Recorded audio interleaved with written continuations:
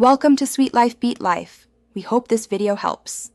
You start by laying out your colors and tools so you can work without interruption. Select 3-6 main hues and add white or black for tints. This keeps harmony.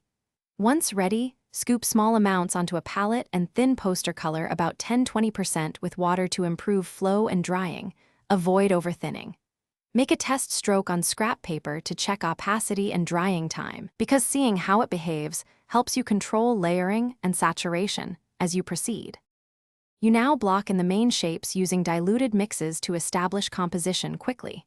Start broad and move to details. This prevents muddying.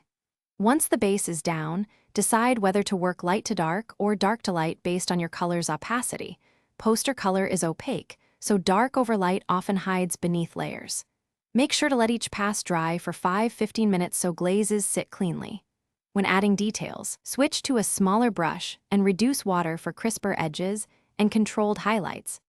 You finish by refining edges, adding highlights, and strengthening contrast to make the image read clearly.